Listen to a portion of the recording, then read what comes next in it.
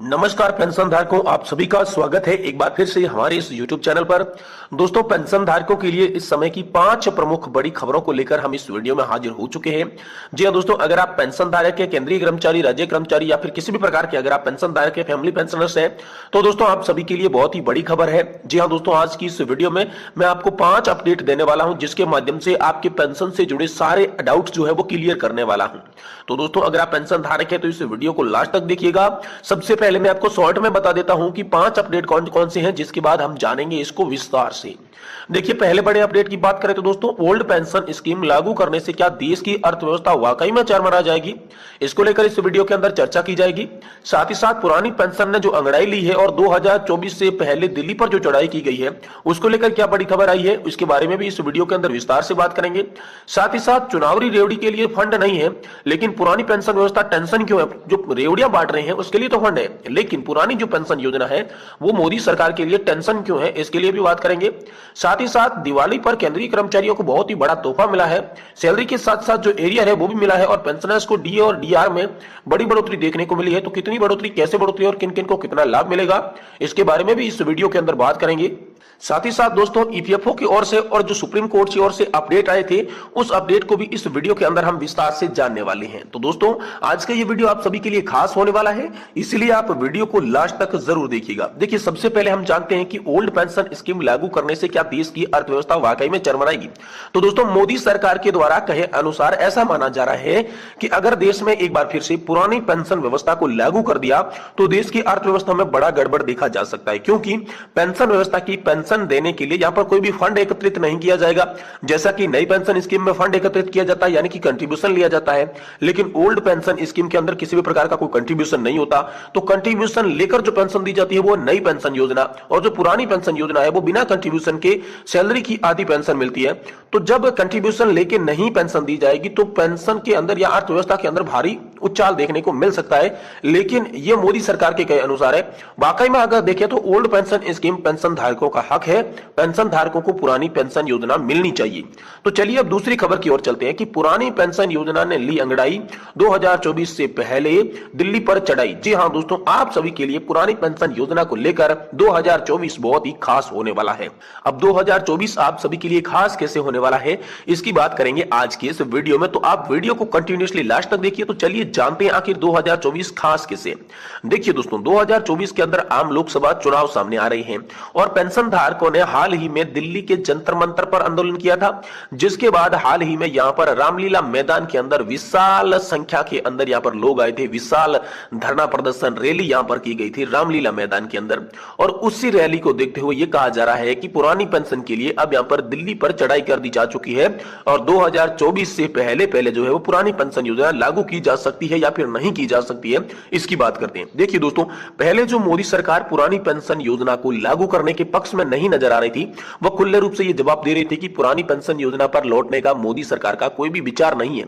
लेकिन जब से यहां पर दिल्ली के जंतर मंतर पर आंदोलन किया गया और जंतर मंतर के बाद जो रामलीला मैदान के अंदर विशाल धरना प्रदर्शन किया गया था, देश के अलग अलग संख्या, अलग अलग लाखों लोग जो यहां पर एकत्रित हुए थे, कर्मचारी पेंशन धारक हुए थे, फैमिली पेंशन धारक इकट्ठा हुए थे, तो उन्होंने यहां पर खुला ऐलान किया था कि 2024 के लोकसभा चुनाव से पहले पहले अगर पुरानी पेंशन योजना को मोदी सरकार लागू नहीं करती है तो 2024 के चुनाव में मोदी सरकार को इसका खामियाजा भुगतना पड़ेगा। और इसी को देखते हुए अब मोदी सरकार के कुछ मिनिस्टर जो हैं, कुछ नेतागण जो हैं, वो पुरानी पेंशन योजना को लागू करने के पक्ष में बातें कर रहे हैं। जी हां, उन्होंने पहले यह कहा था कि किसी भी प्रकार की कोई भी विचार नहीं किया जाएगा ओपीएस पर, लेकिन अभी ये हाल फिलहाल में न्यूज ये सामने आ रही है कि ओपीएस पर केंद्र सरकार विचार कर रही है। जी हां दोस्तों, जो केंद्र सरकार ओपीएस के नाम से दूर भागती थी, अब वो ओपीएस को मुद्दे को और भी हवा दे रही है। ओपीएस के मुद्दे पर बात बता रही है कि ओपीएस लागू करने के लिए केंद्र सरकार सोच रही है, जल्द से जल्द ओपीएस लागू भी कर सकती है। इस प्रकार के अपडेट यहां पर जो आ रहे हैं वो बीजेपी के नेताओं के द्वारा आ रहे हैं। पहले जब बीजेपी के नेता बोलते थे तो ओपीएस का नाम तक नहीं लेते थे, लेकिन अब ओपीएस की बात उनके भाषण में आने लग गई है, उनके व्यक्तित्व में आने लग गई है, उनके व्यक्तित्व में आने लग गई है।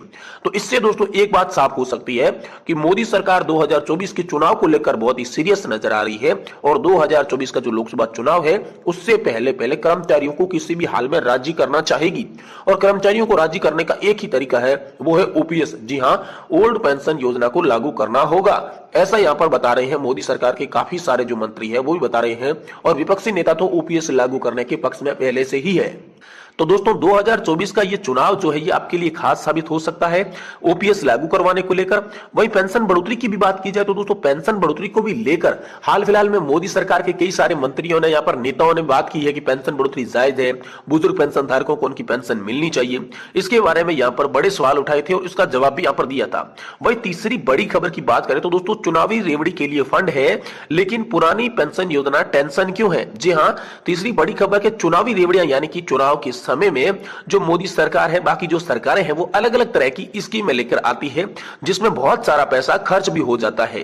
लेकिन जब कर्मचारियों के हक की बात की जाती है, पेंशन धारकों को पेंशन देने की बात की जाती है, पुरानी पेंशन योजना लागू करने की बात की जाती है, तब पेंशन के लिए फंड नहीं है। ऐसा क्यों बता रहे हैं, ये विपक्षी नेताओं के सवाल थे। तो इस पर भी अब सामने मोटा मोटा खुलकर यह संकेत आने लग गया है कि पुरानी पेंशन योजना पर लौट सकती है बीजेपी सरकार।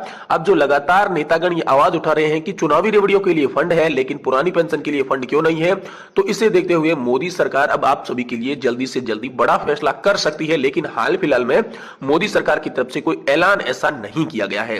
वहीं साथ ही साथ हम बात करते हैं दोस्तों कि दिवाली पर केंद्रीय कर्मचारियों को तोहफा, सैलरी के साथ मिलेगा एरियर। जी हां दोस्तों, ये बहुत बड़ी खबर है सभी पेंशन धारकों के लिए, सभी जो कर्मचारी है उनके लिए, जो रिटायर्ड हो चुके हैं उनके लिए भी, और जो हाल फिलहाल में कार्यरत है उनके लिए भी ये बहुत बड़ी खबर है। जी हां, दिवाली पर केंद्रीय कर्मचारियों को तोहफा। तो दोस्तों केंद्र सरकार कौन सा तोहफा देने जा रही है, तो वो तोहफा है दोस्तों डीए का तोहफा। जी हां दोस्तों, आप सभी के डीए में 4% की बढ़ोतरी कर दी जा चुकी है। जी हां, एक बार फिर से यहाँ पर 4% की बढ़ोतरी हुई है। पहले यहाँ पर 4% की जब बढ़ोतरी की गई थी तो आपका जो डीए था वो 32% फिक्स कर दिया गया था। लेकिन एक बार फिर से एआईसीपीआई इंडेक्स के आंकड़ों में वृद्धि आई थी और उसी के आधार पर अब यहाँ पर 4% और महंगाई भत्ते को बढ़ा दिया गया है। पेंशन धारकों के लिए यहाँ पर डियरनेंस रिलीफ को बढ़ाया गया है और कर्मचारियों के लिए यहाँ पर डियरनेंस अलाउंस को बढ़ाया गया है। यानी कि दोस्तों आप सभी के लिए बड़ी खुशखबरी ये है कि पहले जो आपको 42% डीए का लाभ मिल रहा था उसमें 4% और ऐड करके अब आपको 46% डीए का लाभ मिलने वाला है। ऐसी खबर सामने आ रही है। वही दोस्तों यहाँ पर बात की गई थी कि डीए के साथ साथ यहाँ पर एरियर का भी भुगतान किया जाएगा। जी हाँ दोस्तों, आप सभी का जो कोरोना काल के दौरान 18 माह का डीए एरियर जो फ्रीज कर दिया गया था, जो रोक दिया गया था, अब केंद्र सरकार ने यह ऐलान कर दिया है कि डीए एरियर जल्द से जल्द कर्मचारियों और पेंशन धारकों के खातों में ट्रांसफर होना चाहिए। जी हां दोस्तों, यहां पर बड़ी खुशखबरी ये आई है कि काफी सारे ऐसे पेंशन धारक है, काफी सारे ऐसे कर्मचारी है जिनके खातों में डीए एरियर की पहली किस्त भी जमा हो चुकी है। अगर जिनकी नहीं हुई है तो उनकी दिवाली से पहले पहले कर दी जाएगी, ऐसा केंद्र की मोदी सरकार ने साफ साफ शब्दों में बता दिया है। तो अब सभी केंद्रीय कर्मचारी और पेंशन धारकों को बड़ा तोहफा दीपावली पर यही मिलने जा रहा है कि एक बार फिर से 4% आप सभी के डीए में बढ़ोतरी की गई है, जो कि डीए आपका जुलाई से ही लागू करके आप सभी की सैलरी और पेंशन के अंदर जोड़ा जाएगा।